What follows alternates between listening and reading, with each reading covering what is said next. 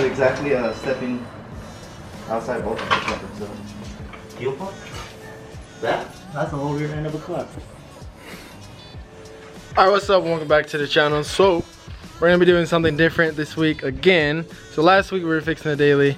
This week, it's been a minute since the car has been on the channel, but what we are basically doing, the overall subject is we're prepping this car for more horsepower. So 700 horse, let me correct that, 700 wheel horsepower plus. So what we're gonna do today is we're gonna drop, this is a new one that we have to put in. So what we need to do is we need to drop the one that's in there now, and then we're going to be dropping the... Is that a Supra? Dude, is that a Supra? The thing that I'm scared about is this thing's extremely heavy. I was actually with him when we picked this up, or when he picked it up.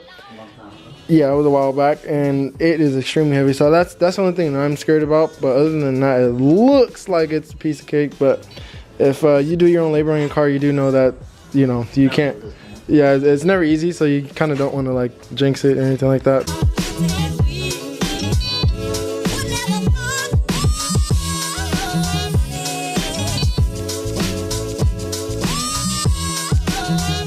What we're gonna try to do now is take off the exhaust. Then it goes to the drive shaft. And to be honest, we're following, where's my phone? I'd rather know what I'm getting into before I get into it. So it sounds like we're following instructions, and then basically what we're doing, we're putting a video together with those instructions. Yeah, because there's no video. I mean, there's no video. I'm using the Legend Felter. I don't know if that's how you pronounce it, but this is them installing their twin fuel pump system, and I'm just using their instructions on how to take the fuel pump off. I'm installing the ZL1 fuel pump, which is inside. I'll go grab that. But basically, yeah, you release the pressure. Hey, they include pictures too. That always helps. Let's see if you hear it. I'm also at an empty tank. I did that purposely, so we're able to do this a little bit easier. And the next is the exhaust. So that's what we'll start doing now. And from there it's the drive shaft. From there is the heat shield, and then from there it's the rear end. Pretty quick, pretty simple.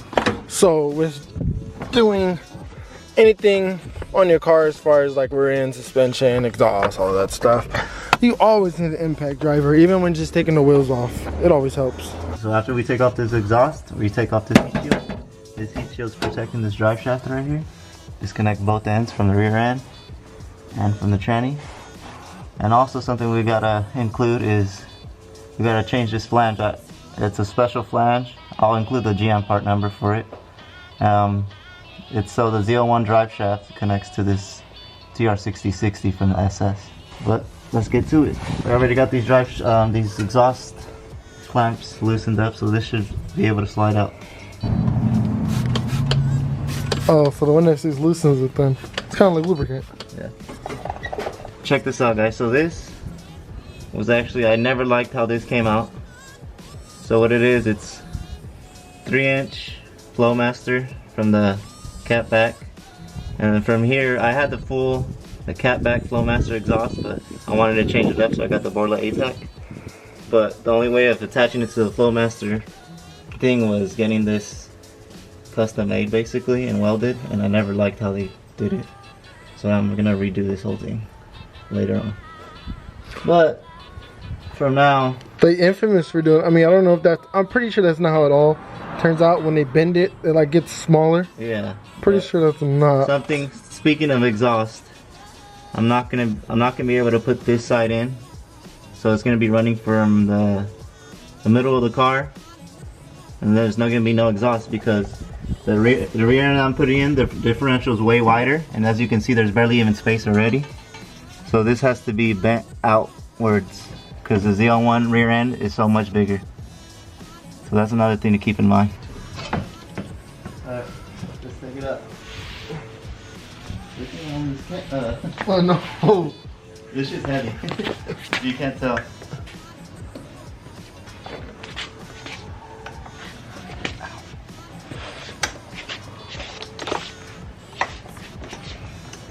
Alright, where do you want to put it? Over here, just on the driveway.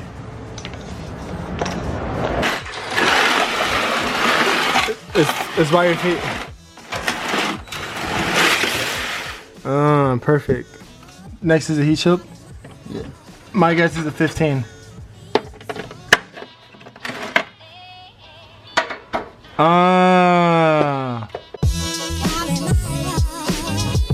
Alright, so actually there's supposed to be a bar right here holding the exhaust up just for extra. But I actually took it off because my exhaust kind of sags, so it's just rattling. It's literally a metal plate that goes from here to here. That's why you see these pointless big bolts. Which I'm actually going to put them back so I don't lose them. Because there's going to be a lot of screws inside on this thing. So you see the drive shaft now? Yeah. Weak ass drive shaft. Snapped at like 500 plus horsepower. Trying to surpass that. The e-brake's on. I'm not going to be able to spin this. So I'm actually going to tell you to get the e-brake off so I'm able to spin it and get each bolt. Because right now there's a bolt on top. So I either could take it off, but I'm just going to take it off from this whole thing right here. Because, yeah, it's much easier. Because so this whole thing's coming off anyway, so I'm replacing this whole drive shaft. So what, are you taking these bolts off or these bolts off? These. If I was just, like for the clutch, I just took these off because I knew I was going to put the drive shaft back on. Yeah.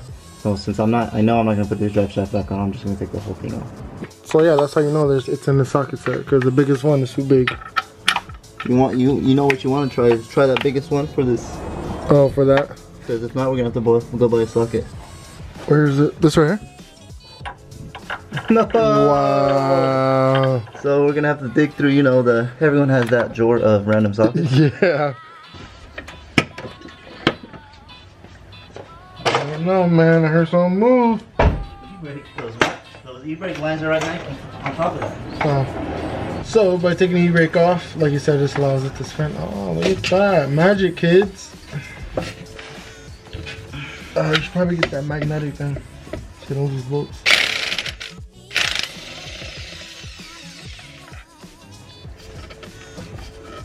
How much would be if you strip this? Not mad because I'm not using this anyway. Oh, I'm not even using these bolts either. Oh, what? What? Look at these.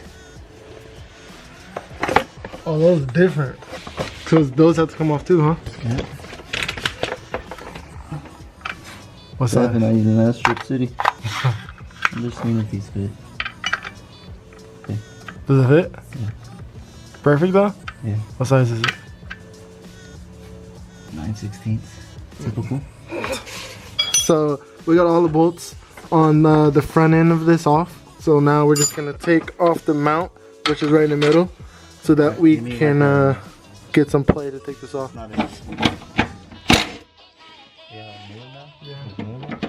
Yeah, see? You know what? I'm gonna just in case. So we're able to move it still. Maybe. Alright, let's try pulling. 1, 2, 3. Oh wait, you got that one off. Oh yeah, so let's go that side.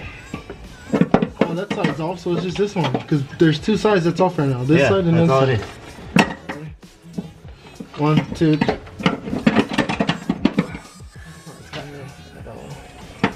Alright, so we got the drive shaft off. Pull it straight back once you get those bolts off, and then you just gotta split it. So this black piece right here is like a big grommet, and you just gotta basically split it. That's it, and it'll come straight out.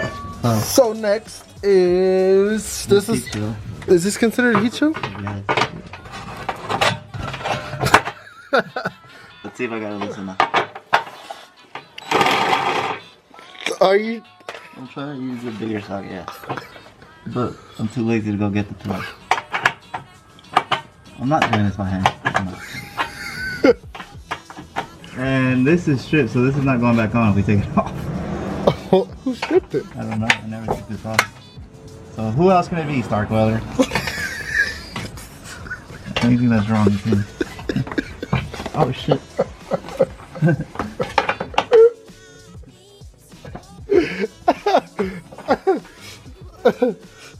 That's hilarious. Alright, so we got shield off. It's just 1, 2, 3, 4. So 4 tens. Take the shield off, and then it's basically gonna show you the rest of the fuel tank. So I guess the next step is to take off the e-brake lines, obviously, because we gotta drop the fuel tank, so the lines are in the way. Oh, are you gonna do it like that? How else? I don't know how. Actually, that makes sense because I mean it has play in it, so you should be able to just pull it. Bro, it's almost out. What the hell? Hold on. Let me try to get this again. Oh, there it is. Look at that. At least it's easy to pull. Alright, so now... Not really, because look, it needs to go all the way down there. Whatever. So, yeah, we'll figure it out later. Wow. We'll see. You think that's gonna be it? Let's see. Ready? What? Too big? It's small. It's too small? Wow. 22 millimeters, too small to take off the rear end bolts. It makes sense, but work with us now. I'd be, so then at that point it's gonna be fractions, whatever they call them, metro sizes, whatever. Oh yeah. You got it? What size is it? 15/16. 15/16. Look how weird that is though. It's like short and stubby.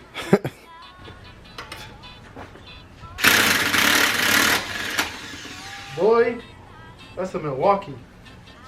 They went up after this guy. They only went up. Oh, it's heavy? Yeah, it's heavy too. Oh. That's kind of nice so it doesn't. Oh, so that's how many pulls you've been doing? Get up! There you go. It's actually on too. So we had a major break in this video. So this whole wheels were legit stuck on. Like when I say stuck, I mean like it took us like 40 minutes to get both of these rear wheels off. And for how? For what? Don't know. But at least they're off now. But they were legit like stuck. You can kind of see like the indents like right here. They were legit stuck. Like we even had to put WD-40 on them. We got to the prime of this video. Here comes the rear end. So there's one that he's doing right there. The other one is right here. And then there's the rear one right here. There's the rear one right there. So we're gonna drop those bolts and then off with the rear end. So now that this is out, so what actually breaks when... The axles and the drive shaft. And inside the differential actually. So we got the first... That one was the evaporative emission line. So that's removed. No. That was the vent solenoid electrical connector. So many names. So yeah, that line's removed. So I guess the key to that is just kind of like pull pretty much. But just gotta be careful because you don't want to break it. So the next line that we're removing is gonna be the one right above that one. And it's very hard to get to. And it's green, so. Well, on this picture, let me just show you guys. This picture is blue. I don't know if you guys can see that. Yeah, well, not really, but yeah. And this one is green. The green one is the evaporative emission line. And that's gonna be the top one. So now that both lines are removed, what's the next step? The next step is loosen the hose clamp and remove the fuel filler tube, as also unclip and disconnect the vent tube, which is removing to over here.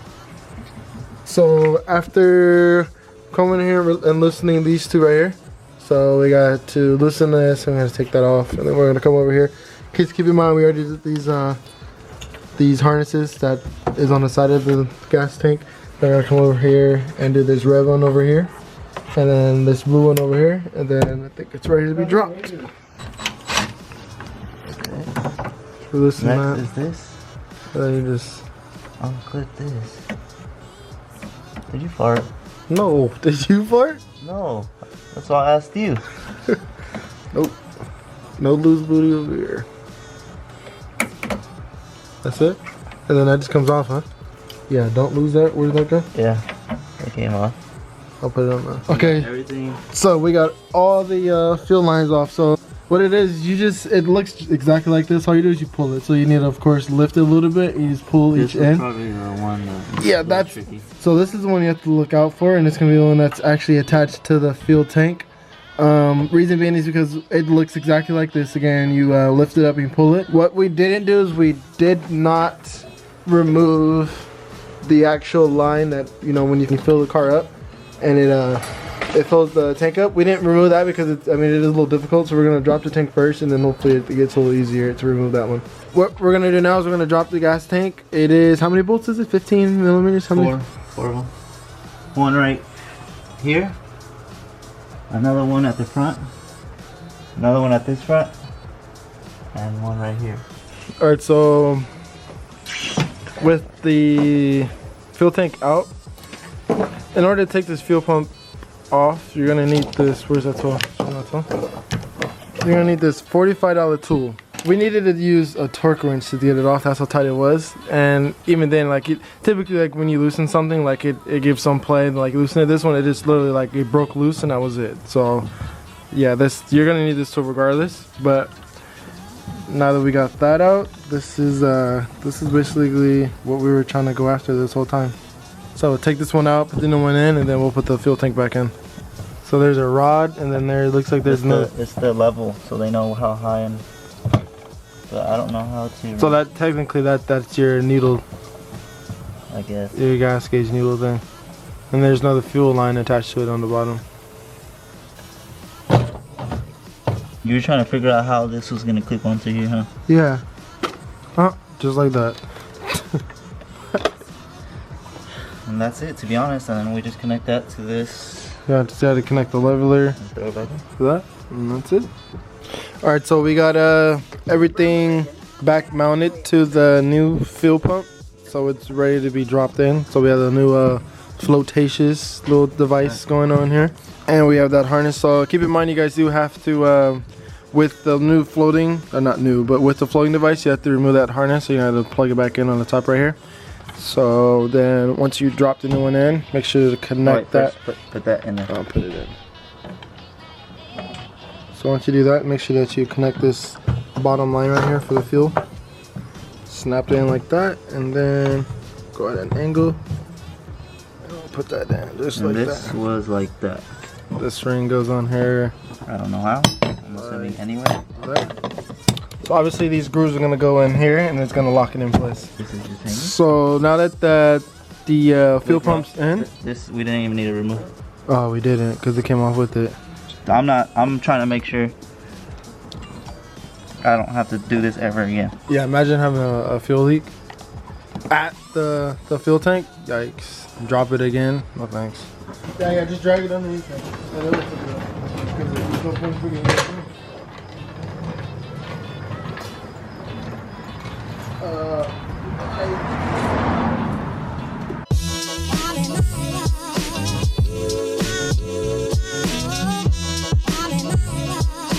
Alright, so fuel pump's in. So basically at that point you're just reversing the steps you did trying to take it off. So just make sure that all your lines are connected at the end. So the lines up here that we took off, make sure that these two are connected up here. If you remove this harness, make sure that harness is connected. We're gonna go back here. Make sure that this is obviously the most important, because this is when you put fuel in the tank, this is where the line comes and goes into the fuel tank. So make sure that that's connected and tightened, and this line also, that's connected to there. And then there's gonna be one harness here that you're gonna have to connect back. One harness you're gonna say unplug because it's connected to the rear end. So it's pretty much gonna be the big harness right here that you're gonna connect. And then you have over here, you got the blue line over here, and you got the red line over here. And then if you did take this off, make sure that you connect that also. And then that's pretty much it. Fuel tank's back up. So this is gonna be the video installing the fuel tank. The next video for this is gonna be installing the rear end back. But instead of putting an SS1 back in, we're gonna be putting a ZL1 rear end. So stay tuned for that.